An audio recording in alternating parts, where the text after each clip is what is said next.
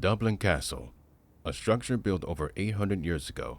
Throughout its history, it housed many rebellions against the British, and its jewels were stolen and never returned. After 1922, it ceased being an administrative building. But in 1997, then-President Zanoff made it his personal residence, as well as restoring it to its original purpose, now serving as Prime Minister. While it remains a tourist attraction, it is only such during times of peace. Today, it is closed off to the public due to the ongoing Anglo-Irish crisis and Second Cold War. Within the interior, the state drawing, portrait, Apollo, Connolly, Gothic Yellow, and throne rooms, state corridor, and battle axe landing remain. In 2002, however, 2 new rooms were constructed, the personal bedroom and one for soldiers of the army and politicians from Parliament, Johnny's Great Saloon. Inside, a crowd of 30 officers of the 27th Crusader Field Army in tank tops and t-shirts yell and cheer. A man is sent back against the 5-foot guard wall. He brushes his mouth, then spits to the side. Is that all you got? Celtic Prime Minister Zanoff, standing across from him and only in his slacks and vest, brushes his hands. I should be asking you that statement. Now come, try it again. The officer runs ahead, swinging a left. Johnny weaves it, then a right. He returns with a quick right jab. Robert rebounds, then swings a right uppercut. In a flash, Johnny jumps away. Whoa! So close! He puts his arms up like a boxer. Like fighters, they exchange blows to the face, to the hips, but never below the belt. Morris tackles the Celtic leader, but he does not take him off his feet. Zanoff retaliates with a chop to the back of his head. Now! What the hell, you wanker? Apologies, but I do not want to experience more pain to my testicles. Oh, the Prime Minister doesn't want its wee balls turning blue. The men all around laugh. Even Johnny smiles and snickers.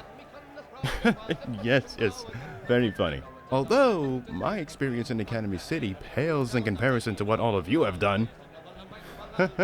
Without you, Ireland wouldn't reach such heights as it did. Oh, no. I did have assistance from the people who are very loyal to us, especially the gratitude and patience of the Celtic army. They cheer, raising their cups of alcohol. Ah, man, you should have seen the look on their faces. That's what they get for getting involved. A shame that Lord Baggin had to take the fall. And, nonsense, as I said. Not all gods are gone forever. Now then, tell me something. What did you do in the battle? Oh, we did what you told us to do. We destroyed every tech we could find and left nothing behind. Yes, very good. He slowly steps up to him. But, was there something else that you did? No. We did what you said. Are you certain? I understand that you followed rules, but I am not sure that you did. His smile slowly fades, and the joyful tone in his voice lessens. Sir, we've done what you ordered us to do. Which is? Which is? Zanoff's tone is now more serious, leaving Morris completely speechless. It seems that you have forgotten. So let me remind you. In the Celtic Armed Forces, the Army, Navy, and Air Force are required to follow one of these principles. One must give the enemy a quick and simple death, not to make them suffer, even if the person lives. In other words, I do not tolerate making my enemies suffer a fate worse than death. Wait, we follow those orders to the T. We haven't done anything beyond that. Untrue and unlikely. Did you really expect me to not pay attention to what you and the rest of the 27th Crusader Field Army were doing? Do these sound familiar to you? School District 7, 10 girls, ages 14 to 17. School District 12, 15 girls and 4 women, ages 12 to 16 and 23 to 44. School District 10, 42 girls, ages 11 to 18. All of them raped and mutilated, most of which led to their suffering and deaths. 2 things that I specifically told you not to do when Armagh happened. And yet, you disobey my orders for your own sickening pleasure. Hold on, what about you? You're the one that decided to invade the city, and you call yourself a man of honor. You've done worse things than us. So you know what? Why don't you take your fucking rules and shove them up your... Something flies through the air. The axe hammer Hades collides against the wall. Morris had stopped talking. Very poor choice of words, Commandant. You should have known that I was listening to everything that you do. Those that commit crimes against the Union will be punished accordingly. You are no different. The head of the Commandant falls backwards. The head hits the floor and the body follows suit. Zanoff does not take his eyes off of it. The officers around him are terrified. They are scared to do or say anything. The entire room is silent. But like I said, you are not the only one. He shifts his eyes to the left. Hades shakes, pries itself from the wall, flies over his and everyone else's heads, then impacts the other side of the room above the stairway. Another officer, Captain Eric O'Hart, trying to make his quiet escape, has his head decapitated. The body collapses, tumbling down the steps. Johnny lifts his head. His eyes shifts to all of the men around him. Indeed, Morris and O'Hart are not the only ones. All of you, including the 77th Crusader Field Army, had overseen these crimes of which you were supposed to stop. Yes, I have committed crimes, but I would never stoop so low as to do or oversee the things that you have done. Most of you even have families. That makes it even worse. None of you deserve the glory of which the others have earned. All of you are found guilty of crimes against the Celtic Union, and your sentences has already been determined. If I were all of you, I would accept the fate with dignity, because that is the only thing that you will have to do. He turns his body. He walks out of the makeshift ring into the crowd of silent onlookers. No one dares to stand in his way. Jonathan reaches the stairs, walking over the dead corpse.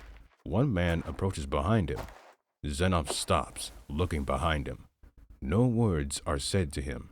His eyes are locked onto him as if he is daring him to take another step. Lieutenant McHale steps back to where he was. Zanoff looks back, then walks up the stairs. As he grabs Hades from the wall and puts it to his side, all of the officers lowers their heads, feeling the shame of their crimes that will not go unpunished. And like Zanoff said, their punishment has already been decided. The man himself stops at the top of the stairs. The man himself reaches the top of the stairs. He stops. He lifts his right arm. His knuckles knocks on the wall beside him 3 times. He grabs the doorknob and opens the door. The officers, still remaining in their places, hears the footsteps getting quieter. Then they hear the door being closed. The upper wall suddenly unfolds. Gun barrels of 15 MG3 machine guns sticks out. The men looks around. An entire wall of machine guns aims downwards. The men panic, frantically rushing to the stairs to escape. The MG3s opens fire. With a firing rate of 1,000 rounds per minute, the gunners mag dump their entire ammunition in a single volley. Every bullet hits the officers. Their guttural screams are loud, but are being cut off. Outside of the room, Zanoff takes in a deep breath. He does not hear the gunfire nor the screams of his disgraced army officers. He shifts his eyes to the right. Livia Verdi, now in fancy clothing, is standing next to the man. Rule number 1. Never disobey any order that I give. That was scary. It only happens to those who do not follow the rules. He turns, then begins his walk. What about those men? Men? I have never met them before in my life. Have you? But... Have you? No, sir. Zanoff walks ahead. Verdi follows, walking beside him. A man in a suit enters the corridor and steps up to the Prime Minister. Ah, Mr. Secretary of State Intelligence. What brings you here? Lord Zanoff, I've come to give you that info you requested. He hands him a folder. Excellent. Henry walks beside him and Livia. My lord? Who is this girl? A nun who defected to the Celtic Union. She accepted to have her eyes open.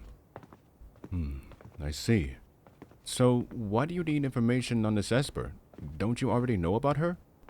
I do, but not all of it. We release secret files from Academy City to the world at large. Currently, the Japanese government is debating on what to do with her and the people who know her, yes? Yes, sir. And I suppose your brief interaction with her was the catalyst.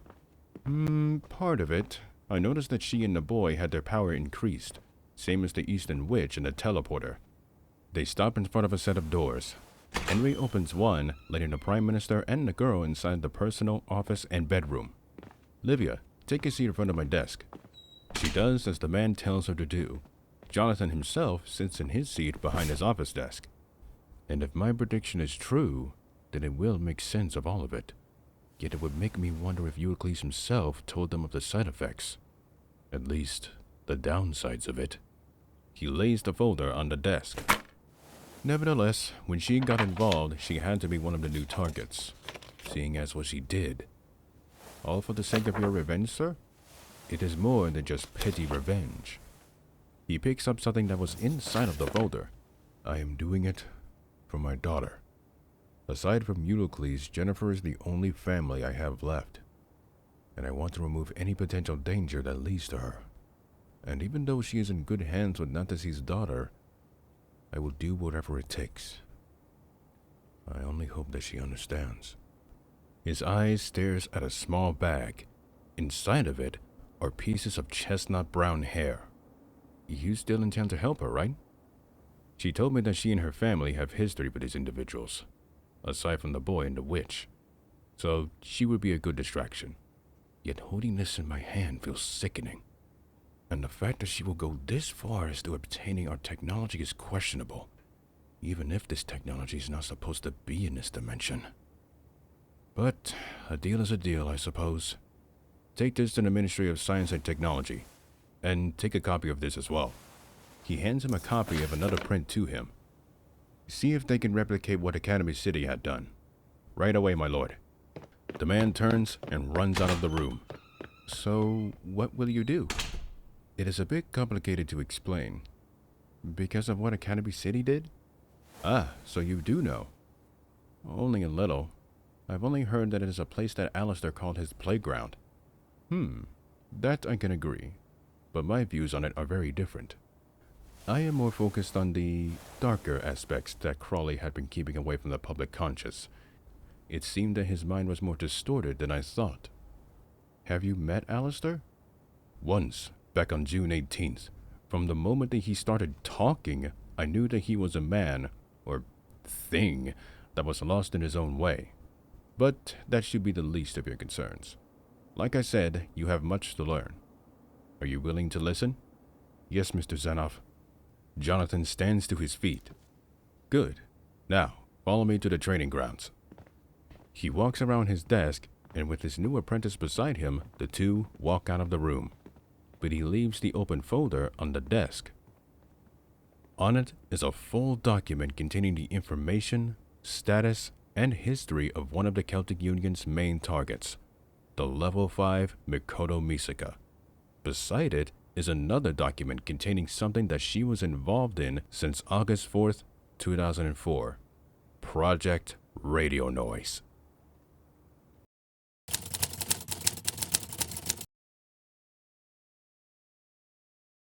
Within the Palace of Westminster, the House of Lords has been called in. It is fully packed with the Queen, Isolde, and her daughters, Remia, Carissa, and Villian, present. They, along with the other members, discuss possible acts to pass into law. The atmosphere in the Chamber of Lords is calm. In the other chamber, however, it is anything but. An uproar erupts inside of the packed House of Commons. Government officials and the opposition are in shouting matches with each other. In the audience, the Knight Leader Alexander Marshall and Shirley Cromwell watches on. These people don't know what they want. It's no surprise, considering what we're dealing with. How come Orwell can't attend? He's on the roof, and he doesn't get into politics.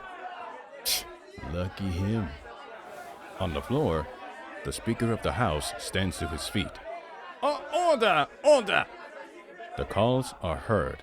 The noise settles down, and everything is quiet. We need to have a bit of order for this important debate, and I want to hear this debate. The Prime Minister. The British Prime Minister stands up to the dispatch box. His broadsword Gaia rests on the side of the table. Mr. Speaker, I must say that the words that were said by the leader of the opposition and some of the honorable gentlemen are the most disrespectful things that I have ever heard. Let me state this to him. I am not suggesting to do nothing against the USCR. Far from it. I am suggesting to the House and my right honorable colleagues that we should not take action at this moment in time. The reason being is that such rushed action will cause a domino effect that will crash our economy, cause deflation, have ordinary people lose their jobs, and a country that cannot defend itself from an invasion. Due to the unpredictability of the Celtic Union's Prime Minister, we cannot, as you would say, jump the gun to stop them. Can you please inform Mr. Dittman to retract his statements? He sits down. The leader of the opposition stands up to the opposition dispatch box.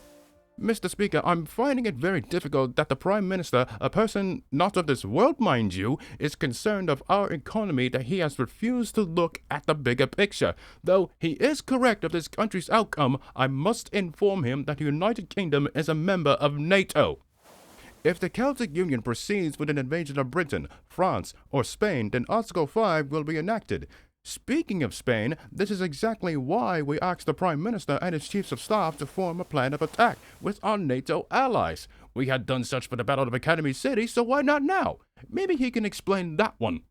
He sits and Francis stands. I must inform you, sir, that the House only yesterday was split on the decision on an offensive. We had approved an expansion of the British Army, the Royal Navy, the Royal Air Force, and the Royal Marines, but I refused to authorize mobilization. And I informed our NATO allies to not do the same. And if I may, Mr. Speaker, need I remind you and the House that during yesterday's heated Prime Minister's questions, Mr. Dittman shouted something that was heard by most among all of the noise, calling me a, quote, stupid piece of shit. The House lambasts Dittman, shouting shame and disgraceful. I suppose that the leader of the opposition has quite the temper. And while he did apologize, it seems that he does not understand my strategies in dealing with this crisis. Can you ask Mr. Dittman what his reasoning behind his words? He sits, then Dittman stands. In fairness, and in all honesty, my actions are largely based on something that has affected me personally. My second son, who was one of the volunteers during the Second Irish Civil War, was murdered in the Armagh massacre, and while my wife and first son were unharmed, my mother and father perished in the uprising in Londonderry. But I should also note that my words are based on logical justification. The Civil War, the Battle of Academy City, and just yesterday, the infiltration of Spanish Celtic soldiers in Spain, stealing something that remains unknown. Can you, Mr. Speaker, ask the Prime Minister what is the point of increasing the defense budget if all of it is being done for nothing? As Kendall sits, Francis immediately stands to his feet. He slams his fist on the desk. I will answer the point right this second. The United Kingdom must not waste an opportunity that is not presented to us. Time needs to be taken. And I know that Mr. Dittman and the opposition will berate me for what I'm about to say because no one in this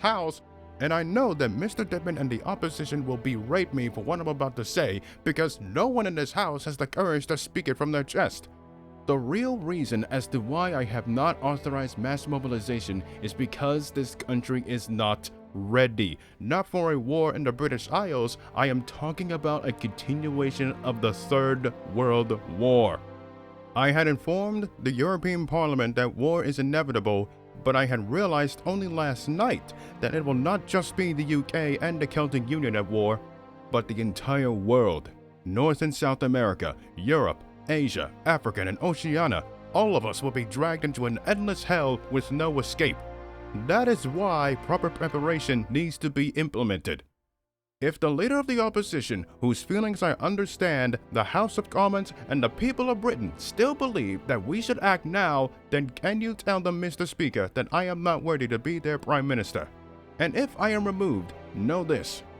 Even with the crisis that we face, He will not feel the massive shoes of which I will leave behind. He will be the one that will have to deal with this crisis. He will be the one that will have to deal with my brother, who is unpredictable in his actions, will react to threats being made to his family and friends, myself included, and will not stop at anything to achieve his version of world peace. And also, even when I am removed as your Prime Minister, through my short tenure, I had nothing to offer but the blood, toil, tears, and sweat that I had to spill just to ensure that United Kingdom's darkest hour becomes the hour of defiance. He sits back in his seat, crossing his arms, and coldly stares at Dittman. The House of Commons erupts in a resounding round of applause. Marshall and Cromwell are impressed. Goodness. At least we have a leader that knows what he's doing. Kendall stands up as the applause falls silent. He struggles to keep a straight face. I must say, Mr. Speaker, that I have been in politics since 1974, saw and battled against many prime ministers. In my 30 years, I have never been left speechless before in my life. Perhaps we were inadvertently too quick to judge Prime Minister Ulycles's administration and form of government. I would like to formally apologize for my conduct and present new questions for the Prime Minister. Ulycles does not smile. He stands up as Dittman sits. I will accept his apology as requested, and I will accept new questions from the Honorable and Right Honorable Gentlemen and Ladies, just as soon as Mr. Dittman over there can offer me some coffee. The House bursts out laughing. The tension is gone, but the day has only begun.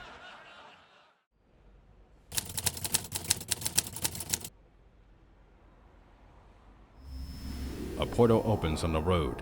Francis exits through, turns back, tips his fedora, telling his colleagues in the House of Commons to have a great day. It closes. The man turns around and walks. That was a headache. They say politics can do that, but I never thought it would be that worse. The sound of a cat's meow grabs his attention. His eyes darts forward. He spots a white cat with orange and black spots standing near the black door with the number 10 on it. Hello, Sphinx. Apologies for taking so long. He meows at him.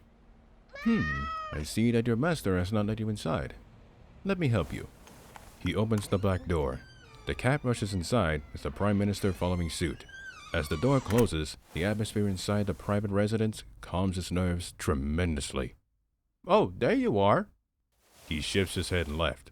The former magic god Othinus jumps and sits on his shoulder. So, how was your day?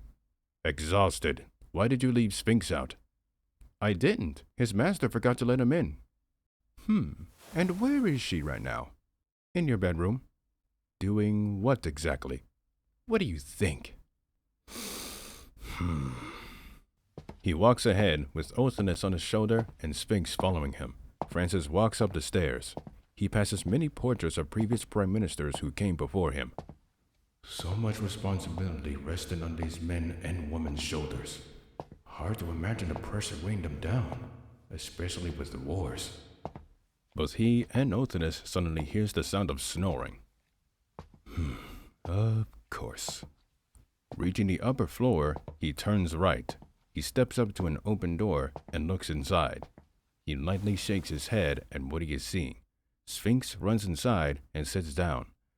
The 15-year-old, silver-haired Elizabeth Montgomery, in her pajamas on still, is snoring on the floor. Her white and gold robes, the walking church, are scattered all over. The cat lifts his paw and lightly taps her forehead. Oh, Sphinx. She picks herself up, stretching her arms and legs. Elizabeth's eyes gazes forward. Monty sees the cross-armed Prime Minister looking back at her. Oh, Francis! Hi! Elizabeth Victoria Montgomery. What are you doing? Oh, me? I was just, taking a break. Really? How long was that break of yours? Around 30 minutes. Is that so? It seems as though it was more than 30 minutes. In fact, I would say you were asleep since this morning. All right, on your feet, now. She quickly stands to her feet with her cat jumping in her arms. Ugh, in the name of Lord Drawdy, you are filthy. Go wash yourself and get dressed. And you smell like a grill house. Any clothing that you are not wearing, fold them. He turns and leaves the room, out of the nun's sight. Index herself looks at her surroundings, seeing the mess that she made. 12:30 p.m. Finally, in regular clothing, Elizabeth walks down the stairs. She turns into the corridor and immediately hears the Prime Minister's voice. She follows the voice, entering his office. He sees the man on the phone talking to someone. Ulyclese does spot the nun and points her to a seat in front of his desk. President Ulyclese, I understand that Russia is in need of humanitarian assistance and will do everything in my power to offer aid through Poland and Ukraine. What of your brother and the Celtics? Montgomery sits in a chair in front of his desk. Sphinx jumps up and lays on her lap. Her eyes catches a folder that is filled with photos taken from the air. Yes. I must thank you in the People's Committee of State Security. I have confirmation from my chiefs of staff of a military buildup near the Russo-Finnish border. And, honestly, I'm afraid of what will happen next. Tavares, don't be concerned. My people will show these fascists that we'll die fighting rather they become slaves. The man of steel you are. I must go now. I will speak to you tomorrow, yes? Of course. Good day, Mr. Ulyclese. Francis clicks the receiver, answering another call. Yes? Mr. Ulyclese? Ah, Ursula. How are the Catholic nuns? I'm happy to say that Angeline, Lucia, and Agnese are going to pull through. That is good to hear. My apologies for not being there. I was tied up with things in Parliament. It's okay. I'm very grateful that you sent more syringes. I thought you had ran out. I had to develop more. I am a man of my word. The phone rings again. That must be the missus. I will speak to you later. Okay. Arrivederci. He clicks on the receiver, answering another call. Hello, dear. Hey, Frankie. I'm coming back to 10 Downing. Also about our wedding plans. I have already picked out a church. I know you are still Catholic, so how does Westminster Cathedral sound? It's perfect. You know, I'm so relieved that you came back and proposed to me. It made my day much more sweeter. It was something to keep our minds off of my brother. Though that didn't save you from the riot act. Of course. I will see you tonight. Okay, bye! The call ends. Frances picks up a pen and starts writing on a piece of paper. She's in good spirits. It took 2 days to get to that point. She berated me for not telling the truth. I suppose I deserved it. She isn't the only one, as if I did not know that. Parliament was divided the moment I came back, but I managed to unite them once more. Yeah, I saw. It's amazing you're just like your brother, only you actually provide good arguments. And Zanoff did not? Othinus jumps onto his desk and sits down. What are you trying to get at? I am not saying that his actions are justified. I am saying his reasonings for such are. Many people are confusing the two. You do know what he did to me, right? That bruise on the side of your head and your near death were something I did not agree with. While I am on the topic of you, Francis sets the pencil down, then looks at her. Let us discuss your training. Do I have to? I will not tolerate your immature attitude. You did want to finish your training, did you not? I did, but I feel like I'm not competent enough. Plus, I can't start on an empty stomach. Maybe so, but like I told Kinzaki, I do not tolerate my pupils having doubts amongst themselves, and the food factor should not be an issue. Oh, come on! It's not like you can go a few days without food. In retrospective, Dragonborn can go up to 3 years without eating, though he does drink water to stay hydrated. Mind me asking, but how long can you? 14 months. Good to know. Oof, twice in 1 month that she gets dominated. Don't say it like that! She calms herself down. So, about the great apocalypse, do you think we'll get through this? Ulyclese leans back in his chair and crosses his arms. I am uncertain. When Zanoff and I visited the Oracle in July, even she did not know how it will occur, nor of its outcome. So, it's anyone's guess, huh? Indeed. Montgomery thinks back to seeing Jonathan for the first time in years in Academy City. There's one thing that is bothering her ever since then. I don't get it. The Black Death has done everything in his power to resurrect Baggin, but I also saw some regret in his eyes. How can a person like him would worry about something like the Great Apocalypse? You must remember that he and I grew up in Atlantis. We were informed of an imminent war by Nettesi. I myself did not know if it had survived or not, though the appearance of Rhaegon III gave me that answer. But regardless, as I said, we must prepare. And Lady Montgomery, that means you have to put aside your old habits and ways. No more can you enjoy a simple life as you had in Academy City. This is far from what it was 1 month ago. We are in a new world with new circumstances. Do you understand? Yes, Master. Good. Suddenly, his thoughts returns to the important matter. Though I do find it strange. Why would Zanoff still want Baggin's body parts? It is not something that he would... A sudden realization jolts his memory. Visions of the prophecy engraved on the walls of the great mausoleum are visible to him once more. Francis slowly removes his hand from the desk. Ulyclese? Francis? He reaches, grabs the phone, and dials a number. My God, how did I not realize this sooner? Wait, what? Someone answers the call. Chief Badger speaking. Margaret Badgers, this is Ulyclese. Wait, you're getting them involved? Huh? That's the head of the Secret Intelligence Service, also known as MI6. Mr. Prime Minister, is there something that you need? Yes, I have just received recon photos from the NKGB in Russia, but something else has come up. I need to find out what the Celtic Union is truly planning. Of course, sir. What is your request? Contact RAF Weddington and tell them to search for something suspicious in mainland Europe, and tell them to make haste. Right away, sir. The call ends. Ulyclese puts the phone back on the receiver. Suddenly, he stands from his seat and grabs his broadsword Gaia. Kaori, come to 10 Downing, quickly. Ulyclese, what's going on? It seems there is something that I had forgotten, and I need him to confirm it, seeing as he saw it. Wait, who's this he? Ulyclese draws his sword out. He slices the air in front of him, opening a portal. But he does not step through it. The vortex reveals an island and an ocean around it. Rhaegon! Rhaegon! Do here!